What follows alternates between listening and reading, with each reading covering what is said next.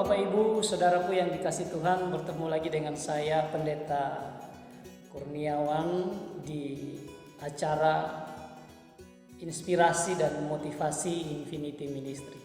Bulan ini Infinity Ministry mengambil tema pemulihan Pondok Daud, yang kalau kita lihat ayat yang merujuk pada bagian ini di dalam Amos pasalnya yang ke-9 dan Kisah Para Rasul pasal 15 ayatnya yang ke-7.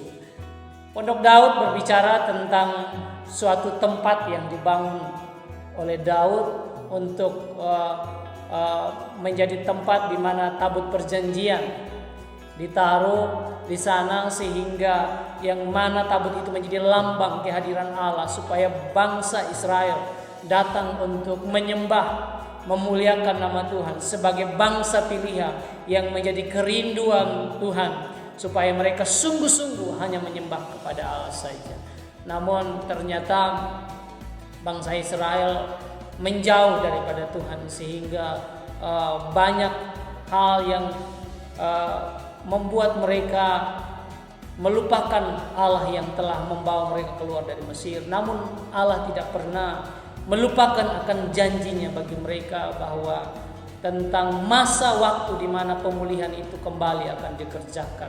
Nah, tentunya ini juga berbicara tentang bagaimana Kristus datang untuk memulihkan keadaan, baik dalam konteks bangsa Israel sebagai bangsa pilihan, dan kita adalah orang-orang yang mengalami anugerah Allah untuk menjadi bagian di dalam penyelamatan yang dikerjakan oleh Tuhan Yesus Kristus. Itulah tujuan kenapa Yesus datang mati di atas kayu salib, untuk memulihkan keberadaan manusia yang berdosa, yang jauh daripada Allah, untuk dibawa kembali kepada tujuan awal Tuhan untuk manusia, yaitu menyembah, memuji, dan memuliakan nama Tuhan. Nah, Bapak Ibu saudara dikasih Tuhan, saya percaya bahwa kita semua rindu mengalami pemulihan kehidupan yang dimana kita menanggapi akan kerinduan Tuhan untuk datang dengan leluasa, menyembah,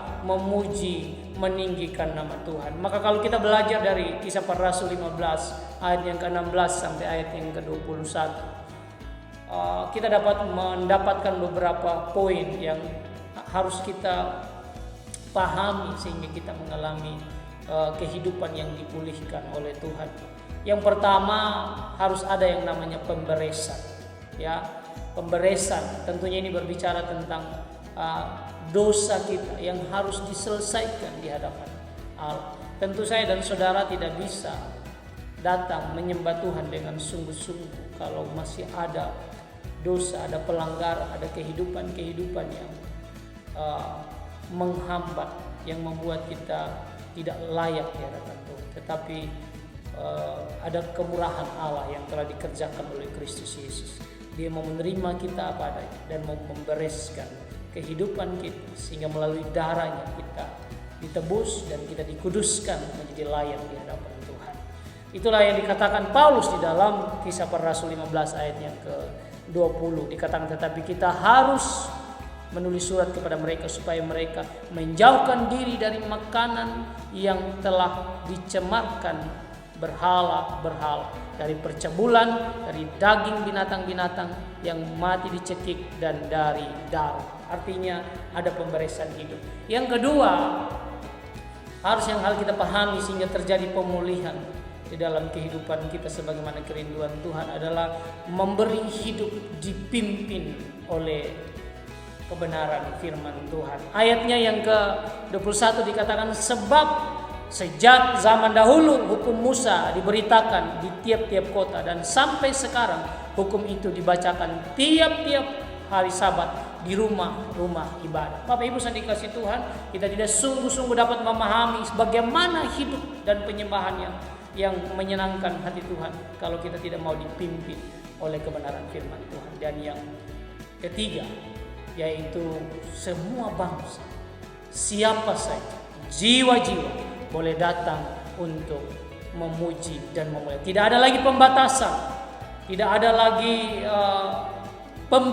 pembedaan siapa saja yang mau datang kepada Tuhan, karena itulah kerinduan. Mari saudara dan saya adalah orang-orang yang mau dipulihkan oleh Tuhan. Berilah dirimu sehingga pemulihan Pondok Daud itu terjadi dalam kehidupan kita, sehingga hidup kita yang telah ditebus menjadi penyembah yang benar, yang memuliakan Tuhan, yang melayani Tuhan dengan seluruh totalitas hidup kita, karena kita mengasihi Allah. Amin.